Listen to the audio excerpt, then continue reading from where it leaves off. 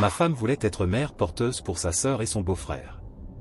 Je l'avais prévenue de ne pas le faire, mais elle l'a fait quand même, en disant « Mon corps, mon choix ».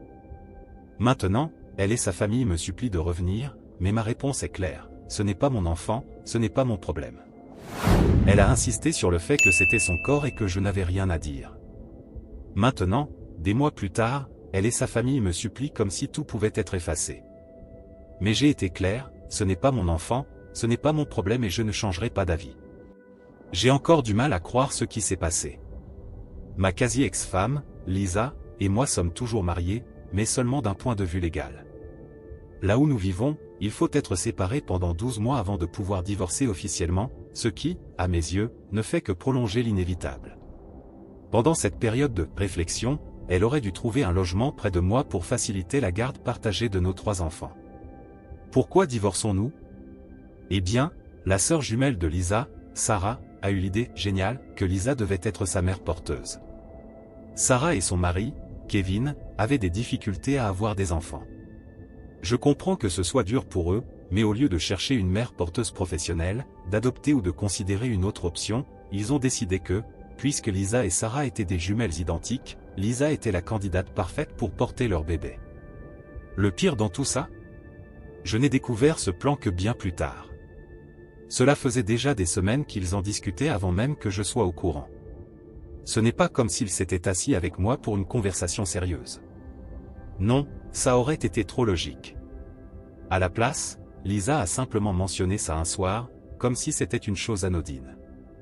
Je me souviens parfaitement du moment où c'est arrivé.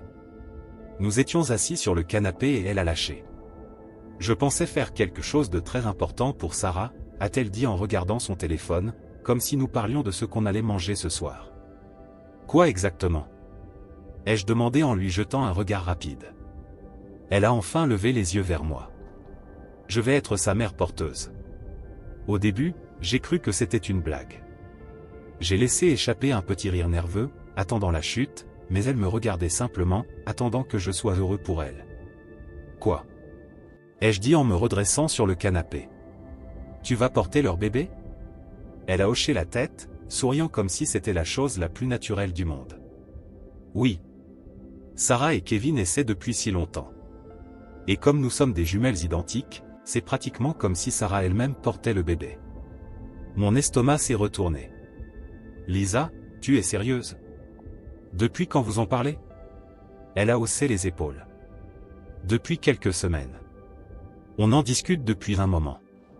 Je l'ai regardé, essayant de digérer ce que je venais d'entendre. Et tu n'as pas pensé que tu devais m'en parler avant? Lisa a soupiré en posant son téléphone. Grant, ça ne te concerne pas. Mon corps, mon choix. Je n'ai pas besoin de ton autorisation. Une autorisation? Lisa, on est mariés. C'est une décision énorme, qui nous concerne tous les deux. Comment as-tu pu prendre cette décision sans m'en parler d'abord? Elle a levé les yeux au ciel. Je t'en parle maintenant. Super. Après que tu as déjà décidé. Ce n'est pas ça, un mariage. Son visage s'est fermé. Je savais que tu réagirais comme ça, c'est pour ça que j'ai attendu avant de te le dire. Mais ça va arriver, Grant, avec ou sans ton soutien. J'ai poussé un profond soupir, secouant la tête. Donc c'est ça? Soit j'accepte, soit. Elle a croisé les bras. Peut-être qu'on devrait reconsidérer notre mariage. Et voilà, l'ultimatum. Elle ne l'a pas dit directement, mais le message était clair, accepte ou pars. Je n'en revenais pas. Ce n'était pas seulement la gestation pour autrui qui me dérangeait. Bien sûr, c'était déjà un énorme problème, mais le pire, c'était le fait que tout avait été planifié dans mon dos. Lisa, Sarah et Kevin discutaient de ça depuis des semaines, voire des mois, sans même me le dire. Et maintenant, je devais juste accepter. Je l'ai regardé un long moment. Si tu fais ça, notre mariage est terminé. Son visage s'est tordu de frustration. Tu es tellement irrationnel. J'ai ri, mais sans joie. C'est moi qui suis irrationnel? Lisa, tu as pris une décision qui change des vies sans même me considérer. Tu ne trouves pas que c'est un problème? Elle a secoué la tête, exaspérée. Je fais quelque chose de magnifique pour ma sœur. Je pensais que tu comprendrais. Je me suis levé, passant une main dans mes cheveux. Eh bien, visiblement, non. Quelques mois plus tard, et devine quoi? Elle est tombée enceinte. Quand Lisa me l'a annoncé, je me suis contenté de hocher la tête et de quitter la pièce. 2 jours après, j'ai demandé le divorce. J'avais déjà tout préparé la semaine même où Lisa m'avait révélé ses plans. J'attendais juste qu'elle passe à l'action. Elle était sous le choc. Elle a agi comme si elle ne l'avait pas vu venir, ce qui, honnêtement, me dépasse. Elle pensait que je bluffais? Que j'allais juste accepter et être d'accord avec le fait que ma femme porte l'enfant de quelqu'un d'autre? J'avais dit exactement ce qui arriverait si elle allait au bout de son projet, et maintenant elle a l'audace d'agir comme si elle était surprise. Sarah et Kevin ne valent pas mieux. Ils ont essayé de me manipuler émotionnellement pour que je reste, en utilisant tous les clichés possibles. Tu abandonnes ta femme, a dit Sarah en secouant la tête, comme si j'étais un monstre sans cœur. Elle a plus que jamais besoin de ton soutien. Je lâchai un rire amer. C'est elle qui avait pris cette décision, pas moi. Kevin, toujours le diplomate, tenta d'apaiser la situation. Grant, c'est quelque chose de magnifique qu'elle fait pour nous. Tu ne le vois pas? Oh, je le vois, répondis-je en croisant les bras. Je vois que vous vouliez un bébé, et que Lisa a décidé de le porter sans même en parler avec moi avant. Ce n'est pas un mariage, ce n'est pas un partenariat, c'est juste une décision qu'elle a prise et dont elle doit maintenant assumer les conséquences. Les yeux de Sarah se plissèrent. Tu avais juré d'être à ses côtés, quoi qu'il arrive. Et elle avait juré de me respecter et de ne pas prendre de décision qui changerait nos vies dans mon dos, rétorquai-je. Et nous en sommes là. Et ainsi soit-il. J'ai déposé les papiers et la séparation a officiellement commencé. Au début, Lisa a fait comme si ça ne l'affectait pas. Elle a gardé la même attitude arrogante, comme si tout cela était au-dessus d'elle. Je n'ai pas besoin de toi, déclara-t-elle un soir, après que je lui eus dit que je ne voulais plus discuter de tout ça. Je peux gérer toute seule. Parfait, répondis-je. Alors fais-le. Mais au fil des mois, la réalité a commencé à la rattraper. Soudain, elle n'était plus si sûre d'elle, plus si en contrôle. Après que j'ai demandé le divorce, la tension à la maison est devenue insupportable. Lisa a commencé à agir comme si rien n'avait changé, comme si je devais encore m'inquiéter pour sa grossesse. Ou pire, comme si je devais y être impliqué d'une manière ou d'une autre. Mais mentalement, j'avais déjà coupé les ponts. Pourquoi investirais-je de l'énergie dans une grossesse qui n'était pas la mienne? Une grossesse qui était précisément la raison de notre séparation? Bien sûr, elle ne déménagea pas. Trouver un logement dans notre région n'était pas facile, encore moins en étant enceinte. Elle disait vouloir rester proche pour les enfants, mais soyons honnêtes, c'était surtout par commodité. Chaque fois qu'elle avait besoin de quelque chose, elle s'attendait encore à ce que je me comporte comme son mari. Un soir, elle entra dans le salon alors que je regardais la télé. « Tu peux aller au supermarché pour moi ?» Je ne détournais même pas les yeux de l'écran. Pourquoi faire? Des cornichons, et peut-être de la glace.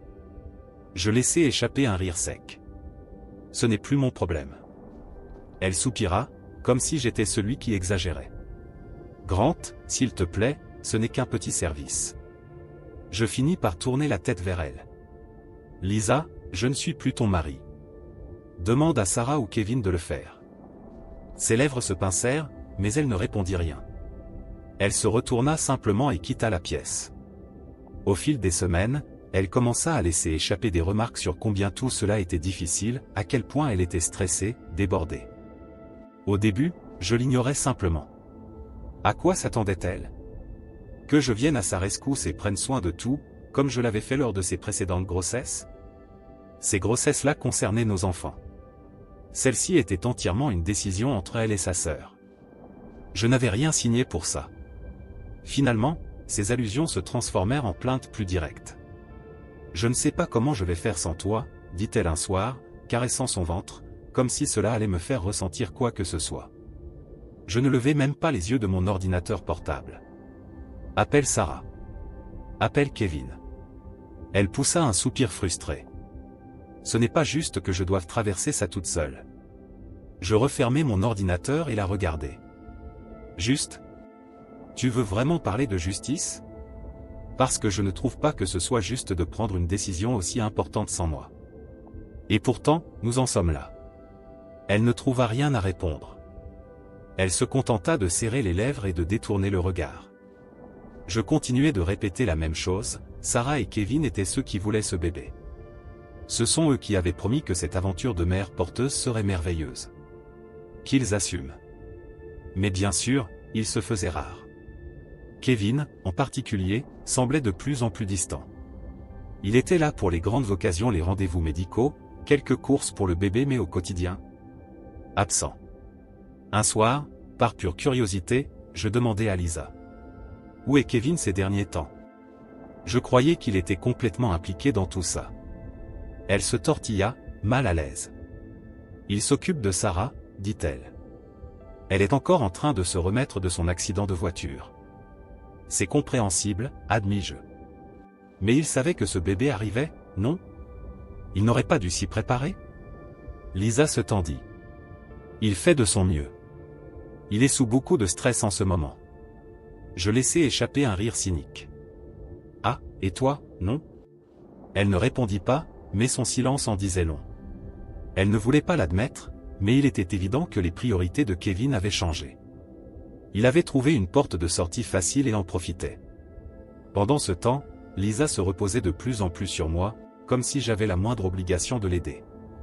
Elle commença à me demander des petits services, porter ses courses, monter le berceau, même lui masser le dos quand elle avait mal. Et à chaque fois, ma réponse était la même. Grant, tu peux m'aider avec ça? Non. Ce n'est pas mon enfant, ce n'est pas mon problème. Jusqu'à ce qu'un soir, tout explose. Elle était assise sur le canapé, caressant son ventre et soupirant de façon dramatique, clairement pour attirer mon attention.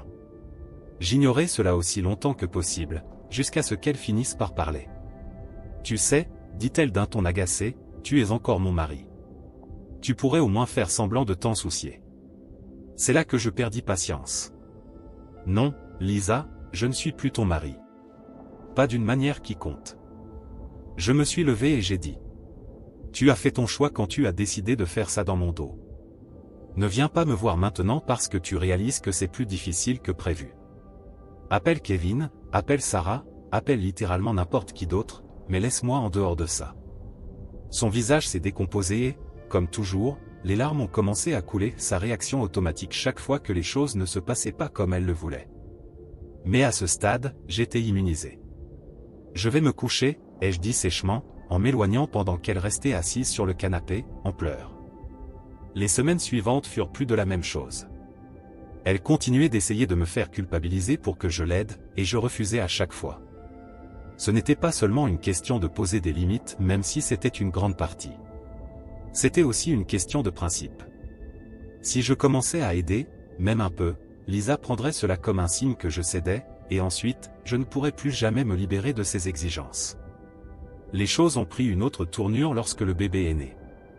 Je suis resté complètement à l'écart. Je ne suis pas allé à l'hôpital, je ne suis pas allé la voir, rien. Je lui avais dit à l'avance que je ne m'impliquerais pas, donc elle ne pouvait pas dire qu'elle ne savait pas. Pourtant, elle m'a appelé depuis l'hôpital en pleurant et en me suppliant de venir. Grant, s'il te plaît, je ne veux pas vivre ça seule, sanglotait-elle au téléphone. J'ai peur. J'ai gardé une voix calme et ferme. Tu as décidé d'avoir un enfant avec un homme qui n'était pas ton mari. Cette décision était la tienne, alors ne m'implique pas là-dedans. Kevin t'a mise enceinte, appelle-le. Elle a laissé échapper un soupir tremblant. Je l'ai appelé, il ne répond pas. Alors appelle Sarah, appelle ta mère. C'est leur problème, pas le mien. Tu es cruel, murmura-t-elle, la voix brisée par les larmes. J'ai soupiré. Non, Lisa. Je me contente de tenir parole. Tu savais exactement quelle était ma position avant que tout cela n'arrive. Elle n'a rien répondu. Une seconde plus tard, la ligne était coupée. Quand elle est revenue à la maison avec le bébé, c'est là que le véritable chaos a commencé. C'était comme si elle pensait que ramener le bébé dans la maison me ferait soudainement m'en soucier. Spoiler, ce n'était pas le cas. Elle a commencé à laisser traîner des affaires du bébé partout, biberon dans la cuisine, couche sur le canapé, comme une tactique psychologique pour me forcer à reconnaître son existence. Mais je n'ai pas mordu à l'hameçon. J'évitais simplement le désordre et poursuivais ma journée. La nuit, c'était encore pire. Le bébé pleurait et elle venait frapper à ma porte. Grant, s'il te plaît, juste cette fois, tu peux m'aider? Implorait-elle, épuisée. Non. Elle a poussé un soupir frustré. Bon sang, il est 3 heures du matin. Je n'ai pas dormi depuis des jours. Ton bébé, ton problème. Maintenant, va t'en occuper. Je ne me suis même pas levé du lit. Ce n'était pas mon enfant, ce n'était pas mon problème. Un long silence a suivi, puis j'ai entendu ses pas lourds s'éloigner dans le couloir. Le lendemain, elle a claqué les portes et les placards, marmonnant à quel point j'étais une horrible personne. J'avoue, il y a eu des moments où j'ai ressenti une légère culpabilité, pas parce que je pensais avoir tort, mais parce que le bébé n'y était pour rien. L'enfant n'était pas responsable du désastre de ses parents.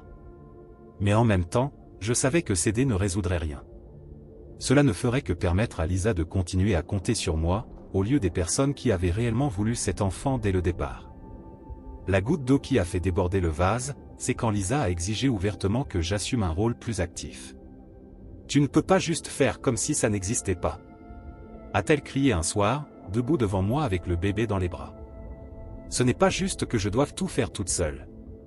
J'ai à peine levé les yeux de mon ordinateur portable. Alors appelle Kevin. Je l'ai appelé. Il est occupé avec Sarah, encore. J'ai haussé les épaules. Ce n'est pas mon bébé, ce n'est pas mon problème. Ses yeux ont brillé de colère. Tu es tellement égoïste. Tu me dois bien ça. Ça a capté mon attention. J'ai fermé mon ordinateur portable et l'ai regardé droit dans les yeux. Je ne te dois rien, ai-je répondu froidement. Tu agis comme si je t'avais trompé.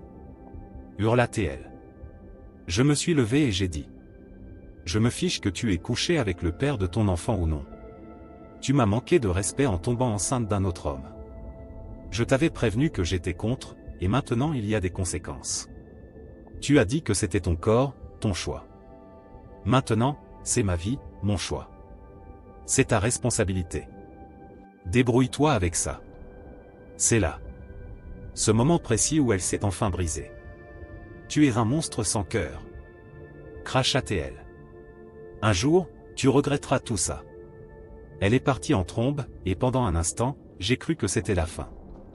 Mais 1 heure plus tard, elle est réapparue avec un sac sur l'épaule et le bébé dans les bras. Je n'arrive pas à faire ça, dit-elle d'une voix tremblante. Pas avec toi qui agis comme ça. J'ai simplement hoché la tête. Elle m'a regardé longuement, attendant que je tente de l'arrêter. Je ne l'ai pas fait. 2 jours plus tard, Lisa est partie avec le bébé. J'ai pensé, enfin, peut-être que je vais avoir un peu de paix. Je n'étais pas assez naïf pour croire qu'elle était partie pour toujours, mais pendant quelques jours, la maison était silencieuse. Pas de bébé qui pleure, pas de chantage émotionnel, pas de dispute. C'était comme si un poids énorme avait été retiré de ma poitrine.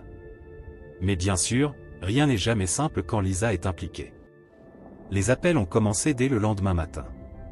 D'abord sa mère, puis sa sœur, oui, la même sœur qui avait orchestré tout ce désastre, et même le mari de sa sœur. On aurait dit qu'ils avaient coordonné une campagne pour m'épuiser. Chacun d'eux disait la même chose, Lisa était dépassée, le bébé était innocent, et je devais assumer ma responsabilité pour le bien de la famille. Sarah, sa sœur jumelle, était particulièrement insistante. Elle a laissé un long message vocal, dégoulinant de condescendance. « Je ne peux pas croire à quel point tu es insensible, Grant, dit-elle, la voix tranchante. Lisa vient d'accoucher et tu l'as abandonnée au moment le plus vulnérable de sa vie. C'est vraiment ce que tu es? As-tu seulement une âme? » Je laissai échapper un rire sceptique et supprimai le message sans répondre. À quoi bon? Ce n'était pas une grossesse imprévue dont nous étions tous les deux responsables. C'était un choix de Lisa. Un choix qu'elle avait fait sans me consulter et un choix dont j'avais clairement indiqué que je ne le soutiendrais pas. Puis vint Kevin, le père biologique du bébé.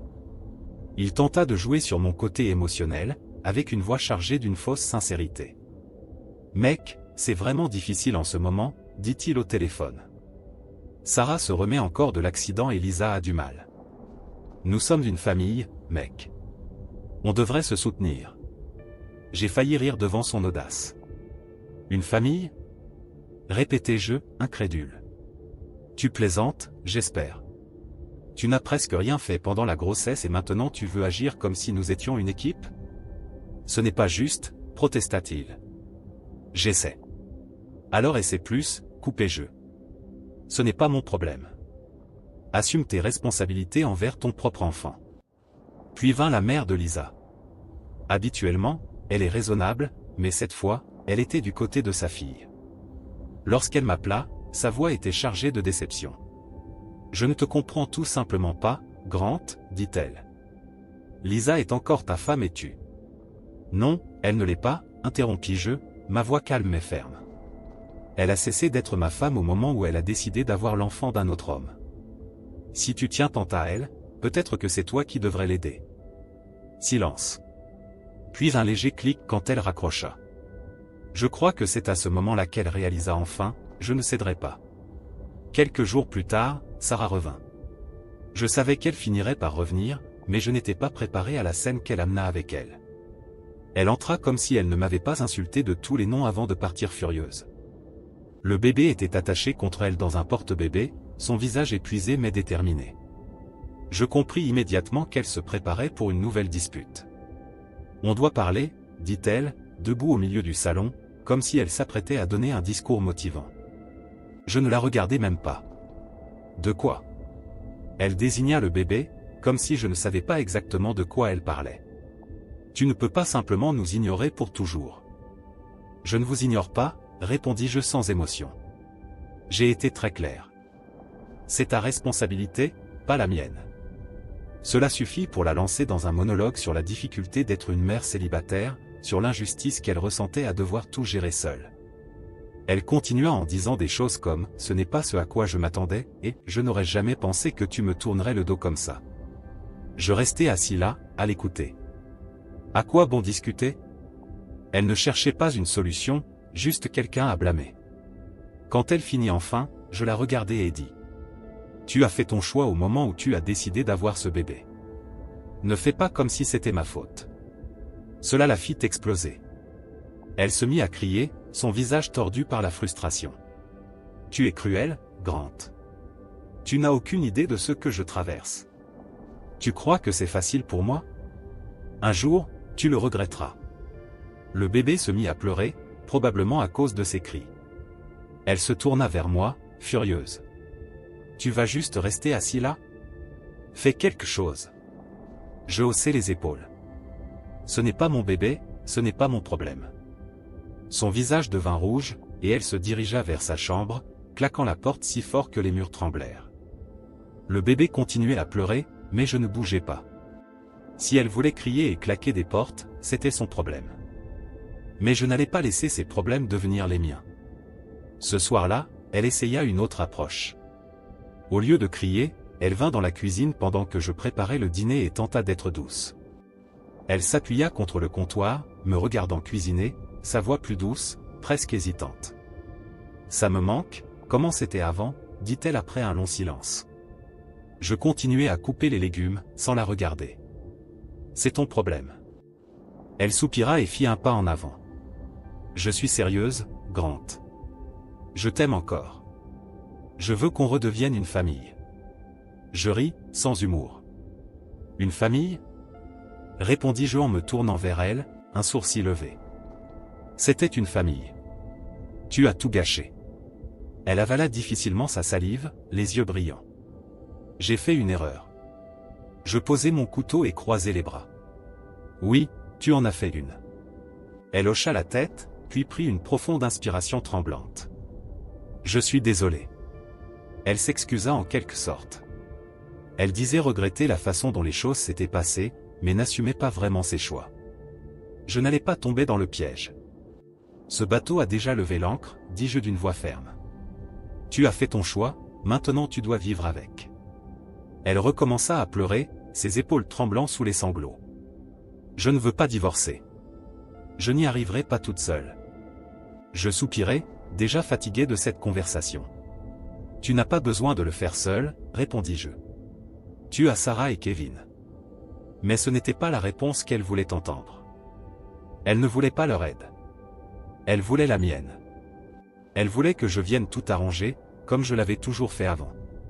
Mais cette fois, non. Je me tournai vers elle et dis. Tu ne veux pas divorcer, non pas parce que tu m'aimes. Tu es tombée enceinte d'un autre homme, malgré mes avertissements. Cela en dit long sur ton amour pour moi. Tu ne veux pas divorcer parce que tu aimes la vie confortable que tu avais avec moi.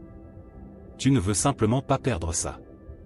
Mais voici un conseil, habitue-toi à être seul. Habitue-toi à gérer tes propres problèmes. Le divorce est déjà lancé et bientôt, cette vie que tu connais n'existera plus. Cette nuit-là, en allant me coucher, je pouvais encore l'entendre pleurer dans l'autre pièce. Je ne me sentais ni bien ni mal à ce sujet. Je ne ressentais rien, et c'est à ce moment-là que j'ai su avec certitude que c'était fini. Tout amour ou lien que nous avions pu avoir un jour avait disparu. Elle avait tout détruit avec ses choix. Le lendemain matin, elle tenta un dernier recours désespéré. Elle vint me voir, les cernes profonds et le regard désespéré, tenant le bébé dans ses bras. « S'il te plaît, murmura-t-elle, la voix rauque, tiens-la juste un moment pour que je puisse dormir. » Je n'ai pas dormi plus de 2 heures depuis des jours. Pendant une seconde, j'ai failli céder, presque. Mais ensuite, j'ai pensé à tout ce qui nous avait menés jusqu'à ce moment. Comment elle avait menti, trahi ma confiance, et m'avait entraîné dans un chaos auquel je n'avais jamais consenti. Non, dis-je. Ses yeux s'écarquillèrent. Quoi? Appelle Kevin, répondis-je. C'est son père, c'est à lui de t'aider. Elle me regarda comme si je l'avais giflé. Ses lèvres tremblèrent et des larmes coulèrent sur ses joues. Tu me détestes à ce point, n'est-ce pas? Je secouai la tête. Je ne te déteste pas, dis-je d'une voix ferme. Mais je ne vais pas laisser ta culpabilité devenir mon fardeau. Ce n'est pas ma responsabilité, et j'en ai assez de faire semblant que ça l'est. Elle est repartie après ça. Et cette fois, je pense que c'était pour de bon. Sa mère m'a appelé plus tard pour me dire que Lisa restait chez elle pour l'instant. J'ai répondu que c'était sûrement la meilleure chose à faire. Peut-être que maintenant, j'allais enfin avoir un peu de paix. 3 jours après son départ, tout s'est calmé pendant un moment. La maison était silencieuse, bien sûr, mais ce n'était pas une vraie tranquillité. Il y avait cette sensation persistante, comme si quelque chose allait arriver, le calme avant la tempête. Et je ne me trompais pas. Environ une semaine après son déménagement, des lettres et des emails de la famille de Lisa ont commencé à arriver, attaquant sur tous les fronts. Ce n'était plus seulement des tentatives de manipulation émotionnelle, j'y étais déjà habitué, mais de véritables confrontations. Comme s'ils essayaient de m'épuiser à force d'insistance. La mère de Lisa m'écrivit une longue lettre disant que j'étais irrationnel, que la famille passe avant tout et que je devais assumer mes responsabilités. Elle parla de l'enfance difficile de Lisa, de tout ce qu'elle avait sacrifié, et que je lui devais bien ça. J'ai lu, j'ai soupiré, et j'ai jeté la lettre à la poubelle. Qu'est-ce que j'étais censé faire de ça?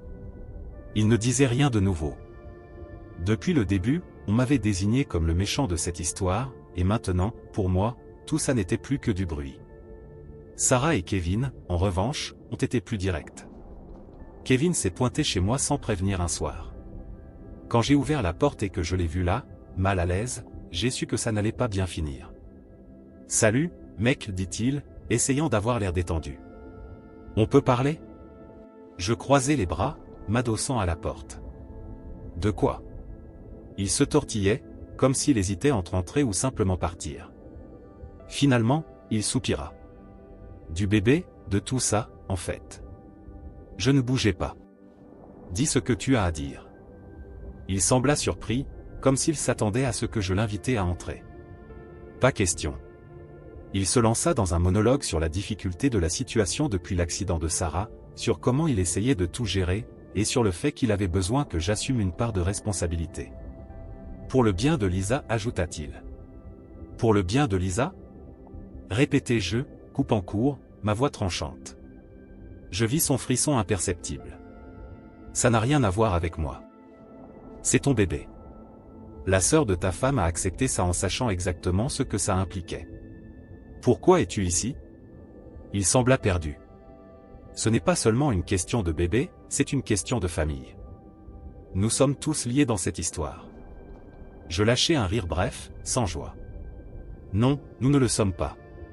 Il ouvrit la bouche pour répliquer, mais je ne lui en laissai pas l'occasion. Toi, Sarah et Lisa avaient pris toutes ces décisions dans mon dos. Vous m'avez exclu. Et maintenant, soudainement, vous prétendez que j'ai une obligation envers vous? Tu rêves. Il essaya d'argumenter, mais je n'étais pas intéressé. Pars, dis-je en faisant un pas en arrière. Et ne reviens que si c'est pour assumer la responsabilité de ton enfant. Il n'a pas aimé ma réponse, mais il n'avait pas le choix. Il est resté figé un instant, la mâchoire serrée, puis il a marmonné quelque chose sur le fait que j'allais le regretter un jour avant de tourner les talons et de partir. Peut-être que je le regretterai. Peut-être pas. Mais dans tous les cas, ce n'est pas mon problème. Pendant ce temps, Lisa était toujours chez sa mère. Pendant un court instant, j'ai cru qu'elle commençait enfin à comprendre les conséquences de ses actes. Mais non. Au lieu de ça, elle a commencé à utiliser les enfants comme monnaie d'échange. Une nuit, elle m'a appelé pour demander à voir les enfants. J'ai accepté, parce qu'ils restaient ses enfants, et je ne l'en empêcherai jamais. Mais dès son arrivée, j'ai compris qu'elle avait une idée derrière la tête. Elle a passé toute la soirée à se plaindre de la difficulté de sa situation, de la façon dont le bébé la gardait éveillée chaque nuit, et de combien elle avait juste besoin d'un peu d'aide pour se relever. Puis, elle a lâché la vraie bombe. J'y ai réfléchi, peut-être que je pourrais revenir vivre ici. Juste le temps de me remettre sur pied. J'ai coupé court immédiatement. Non, dis-je, sans détour. Tu as fait ton choix. Tu ne peux pas juste revenir comme si de rien n'était. Elle fronça les sourcils, ses yeux suppliants. Grant, ce n'est pas seulement pour moi. Les enfants ont besoin de leur mère. Ils ont leur mère, répliquai-je. Tu es toujours leur mère, Lisa. Mais ça ne veut pas dire que je dois te laisser revenir ici. Elle soupira, frustrée. Ce n'est pas juste. Ni pour moi, ni pour eux. Tu es en train de briser notre famille. Je ris avec mépris. Non, c'est toi qui as fait ça. Tu as choisi de détruire notre mariage pour ta sœur. Ne joue pas la victime maintenant. C'était la première fois que je voyais une vraie colère dans ses yeux. Jusqu'à présent, c'était surtout de la tristesse, des tentatives de manipulation par la culpabilité et de la frustration, mais là, c'était différent. Elle me regardait comme si j'étais la pire personne au monde. Tu vas le regretter un jour, siffla-t-elle. Je te le promets. Puis elle attrapa ses affaires et partit furieuse, claquant violemment la porte. Les semaines suivantes furent étonnamment calmes. J'ai établi une routine avec les enfants, en me concentrant sur leur offrir un maximum de stabilité. Parfois, ils demandaient après leur mère, pourquoi elle ne vivait plus avec nous, pourquoi les choses avaient changé. Je gardais ma réponse simple. Ta maman et moi sommes en train de régler les choses, mais nous vous aimons tous les deux énormément. Ce n'était pas tout à fait un mensonge. J'aimais toujours mes enfants plus que tout, et je savais que Lisa les aimait aussi, à sa manière. Mais cela ne changeait rien au fait que nous étions désormais sur des chemins totalement différents. Elle avait fait son choix, et je n'allais pas sombrer avec elle. Cela dit, je ne pouvais pas m'empêcher de remarquer à quel point je me sentais plus léger sans sa présence constante. Pour la première fois depuis des années, je ne marchais plus sur des œufs, je n'avais plus à gérer ces drames. C'était juste moi et les enfants, essayant d'avancer jour après jour. Et honnêtement, c'était agréable. Puis vint l'aspect légal. La procédure de divorce fut officiellement lancée, et cela ouvrit un nouveau genre de problème. L'avocat de Lisa tenta de me faire passer pour l'homme irrationnel, affirmant que je l'avais abandonné à un moment difficile et refusé de l'aider avec le bébé. Mon avocat répliqua avec les faits, le bébé n'était pas le mien, je n'avais aucune obligation, et Lisa avait pris la décision d'être mère porteuse malgré mes objections. Ce fut un processus chaotique, mais je n'étais pas inquiet. La vérité était de mon côté, et j'avais de nombreuses preuves pour l'appuyer, des messages textes, des emails, même des notes vocales. J'avais tout. Chaque élément montrait que Lisa savait exactement ce qu'elle faisait et que j'avais clairement établi mes limites dès le début.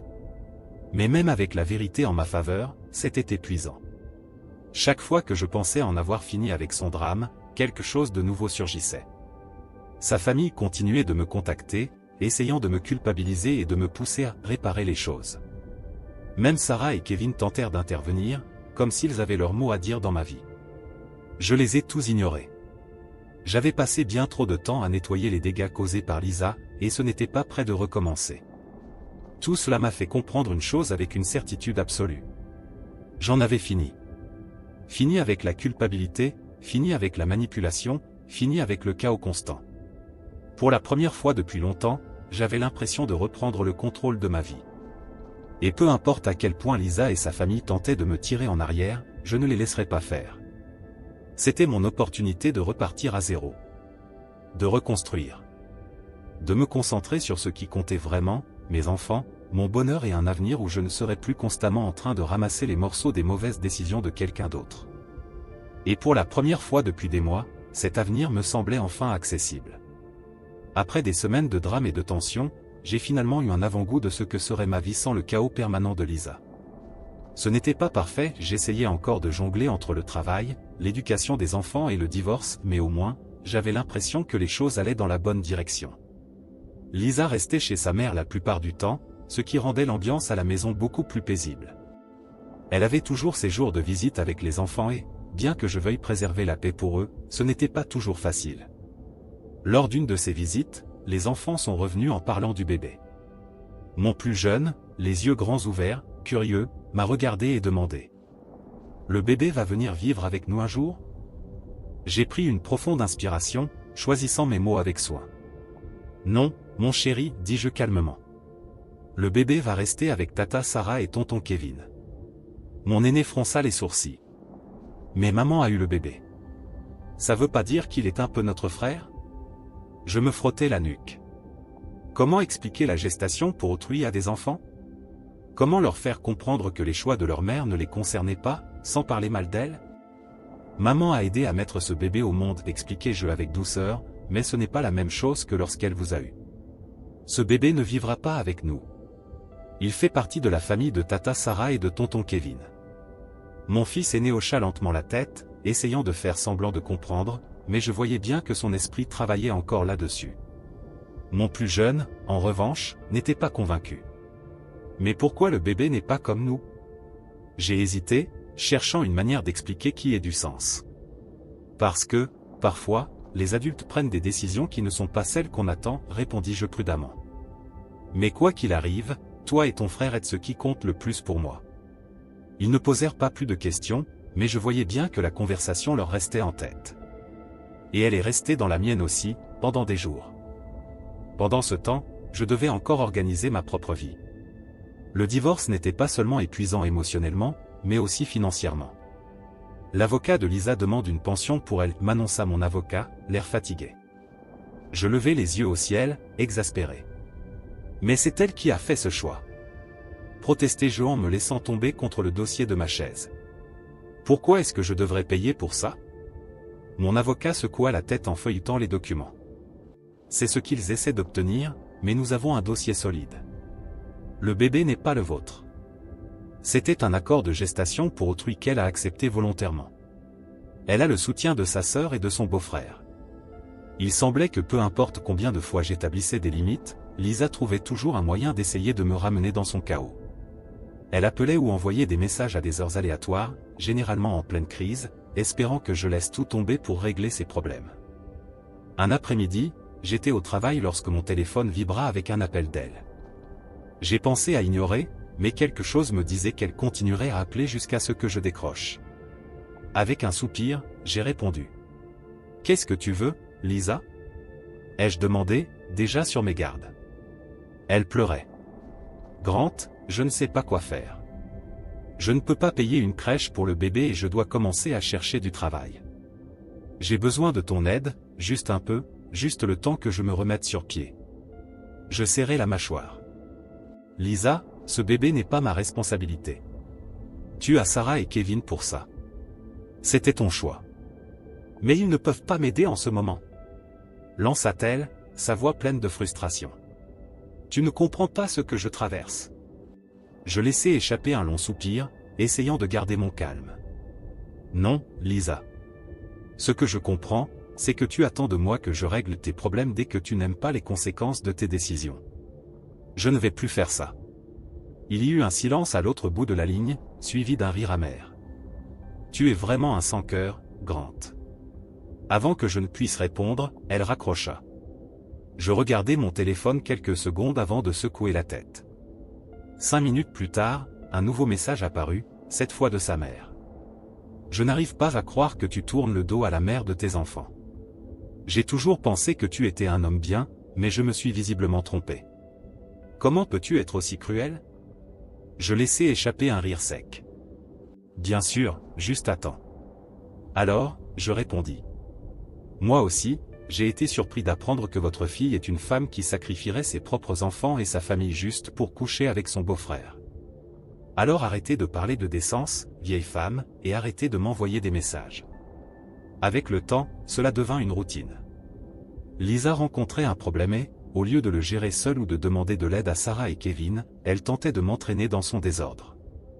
Au début, je répondais avec politesse mais fermeté lorsqu'elle ou sa famille essayaient de m'impliquer. Mais j'ai fini par comprendre que ça ne servait à rien. Peu importait à quel point j'étais raisonnable, ils déformaient toujours mes paroles pour me faire passer pour le méchant. Alors, finalement, j'ai cessé de répondre complètement. Ce n'était pas mon rôle de la sauver, et je ne me laisserai plus manipuler par la culpabilité. Malgré tout, il y avait des moments où je ressentais presque de la pitié pour Lisa. Chaque fois que je la voyais, elle semblait plus épuisée, comme si le poids de ses choix commençait enfin à l'écraser. Lors d'un échange de garde, elle hésita avant de parler. « On peut parler en privé une minute ?» demanda-t-elle. J'hésitais, mais j'acceptai. « Oui, bien sûr. » Nous nous éloignâmes des enfants, et elle prit une profonde inspiration, évitant mon regard. « Je voulais juste dire, pardon, murmura-t-elle. Pour tout. Je sais que j'ai fait des erreurs, je sais que je t'ai blessé. Je pensais juste faire ce qui était bien, à l'époque. Je ne savais pas quoi répondre. Une partie de moi voulait lui dire qu'il était trop tard pour des excuses. Une autre voulait lui demander pourquoi elle n'avait pas réfléchi aux conséquences avant de tout détruire. Mais au final, je me contentais de hocher la tête. « J'espère que tu t'en sortiras, répondis-je simplement. Elle semblait vouloir en dire plus, mais je ne lui en laissai pas l'occasion. Je n'étais pas intéressé par le fait de rouvrir de vieilles blessures. Toute culpabilité ou regret qu'elle pouvait ressentir, c'était un poids qu'elle devait porter seule, pas moi. Le divorce fut long, compliqué et épuisant, mais au final, j'ai obtenu ce qui comptait le plus, mes enfants. Le tribunal trancha en ma faveur, m'accordant la garde exclusive, tandis que Lisa n'aurait que des droits de visite. Ce fut un soulagement, mais pas une victoire. Personne ne gagne réellement dans une telle situation. Mais c'était la meilleure issue pour mes enfants, et c'était tout ce qui comptait pour moi. Lisa tenta de se faire passer pour une victime. Son avocat argumenta qu'elle avait pris une décision altruiste, qu'elle avait fait ce qu'elle pensait être le mieux. Mais le tribunal n'était pas aveugle face à la réalité. Ils virent ce que j'avais toujours vu, que Lisa était instable, qu'elle prenait des décisions sans penser aux conséquences et qu'elle avait essayé d'utiliser nos enfants comme monnaie d'échange pour obtenir ce qu'elle voulait. J'étais assis dans la salle d'audience, écoutant son avocat parler de la difficulté de la situation de Lisa, de combien elle aimait ses enfants et de pourquoi elle méritait la garde partagée. J'avoue que, pendant un instant, j'ai eu peur que le juge tombe dans ce piège. Mais alors, mon avocat se leva et présenta les faits, son instabilité, ses promesses non tenues, les fois où elle avait privilégié ses propres intérêts à ceux des enfants. Il montra comment, pendant des mois, j'avais été le principal parent responsable tandis que Lisa tentait de reconstruire sa vie. Les preuves parlaient d'elles-mêmes. Quand le juge rendit son verdict final, je sentis un poids s'envoler de mes épaules. Garde exclusive. Lisa aurait des visites programmées, mais j'aurais la responsabilité totale de leur offrir un foyer stable et de prendre toutes les décisions importantes. Je regardais Lisa, et, un instant, elle parut sur le point de pleurer. Peut-être s'était-elle convaincue qu'elle obtiendrait plus, que le tribunal serait de son côté. Mais la réalité l'avait finalement rattrapée. Après l'audience, elle tenta de me parler dans le couloir du tribunal. « Je ne veux pas que ça se passe comme ça, dit-elle, la voix tremblante. Je veux toujours faire partie de leur vie. Cela dépend de toi, répondis-je, gardant un ton neutre. Mais je ne les laisserai pas être entraînés dans le chaos. Si tu es là pour eux, tant mieux. Sinon, je veillerai à ce qu'ils aillent bien, quoi qu'il arrive. » Elle hocha la tête en essuyant ses yeux, mais je ne restais pas. Il n'y avait plus rien à dire. Maintenant, c'est juste moi et mes enfants, affrontant chaque jour comme il vient. Il y a des défis, bien sûr. Élever des enfants seul n'est pas facile. Mais, pour la première fois depuis longtemps, notre foyer est stable. En paix. Et ça vaut tout ce que j'ai dû traverser. Commentaire Monsieur Reddit. Au final, cette histoire montre comment certaines personnes tentent de manipuler les autres pour échapper aux conséquences de leurs propres actes. Grant a dû lutter contre la culpabilité imposée par son ex-femme et sa famille, mais au final, il a fait ce qui était juste pour ses enfants. Cela soulève une question intéressante, jusqu'à quel point devons-nous nous sentir responsables des problèmes de ceux qui refusent d'assumer leurs propres choix? Qu'en pensez-vous? Partagez vos avis dans les commentaires. Si vous avez aimé la vidéo, laissez un like et n'oubliez pas de vous abonner à la chaîne pour plus d'histoires et de discussions intrigantes. Et n'oubliez pas d'écouter notre podcast pour plus d'histoires inspirantes comme celle-ci, le lien est dans la description et dans la carte à l'écran. Merci d'avoir regardé et à la prochaine.